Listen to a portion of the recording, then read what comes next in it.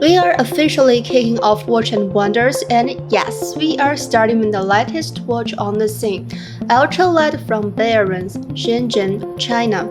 This record-breaking lightness isn't just about engineering, it's about philosophy. In the next 5 minutes, let's unpack how ancient Eastern aesthetics just created the most beautifully understated ultralight watch on the market. If you look this watch up on the global market, BEHRENS simply calls it ultralight, which, sure, is an accurate engineering spec. However, the true philosophy of its lightness lies entirely in its Chinese name, 惊鸿之户. You could loosely read that as something like a hood tablet with the grace of a flying swan. This first half of the name roots the watch in a very specific Eastern imagery of weightlessness. In Chinese, 惊鸿 is a poetic phrase used to describe a movement so light and elegant that it almost seems to float. It refers to the description of an effortless and weightless dancer who moves like a swan suddenly taking flight in classical Chinese literature. But while that poetic imagery gives the watch its spirit of lightness, its physical form comes entirely from the second half of the name. To understand ultralight, you have to understand the who. So, here comes the question: who are you?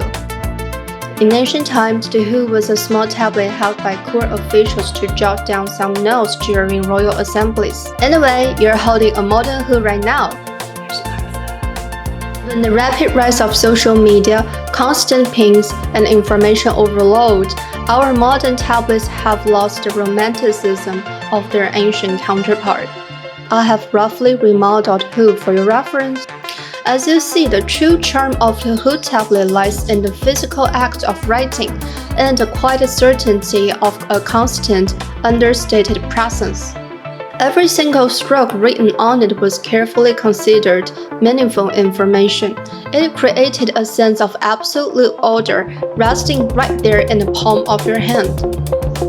The hood tablet could be made from many different materials, including jade, ivory, and bamboo. They were firm yet gentle in texture, and each piece carried its own unique natural character. Rather than forcing these materials into strictly uniform shapes, ancient Chinese craftsmen worked with their existing lines and curves, shaping the hood into forms that were slightly curved, narrower at the bottom and wider at the base, so that it could sit more naturally against the body. These organic asymmetry lines reflect the wisdom born from both natural materials and careful handcraft. They also echo the cultivation of the scholar official himself. They were cultivating an unbreakable inner peace, never swayed by external wealth, never shattered by personal loss. No matter where they were, their only concern was the greater good. Ultralight carries the same design intelligence forward. Its a symmetrical square case grows from the liveliness of natural lines, giving it a form that feels subtle, graceful, and free from the stiffness of massive industrial production. The curved case fits the wrist more naturally, just as the original who was fit the body during the traditional Chinese gesture of clasped hands in greeting. Its movement and case back are integrated into a single structure, offering a contemporary echo of the thin, unified hood tablet. The hours and minutes are displayed through a symmetrical double retrograde layout, reminiscent of the overlapping front panels of a scholar's robe. A watch measures time for a gentleman or woman.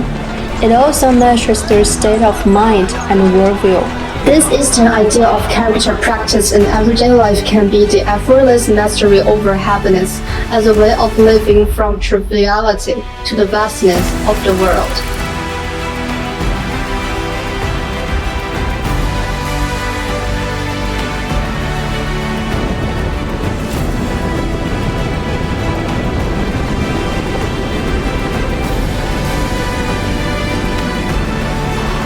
Ultralight is the present tense of the unassuming Eastern literary romance.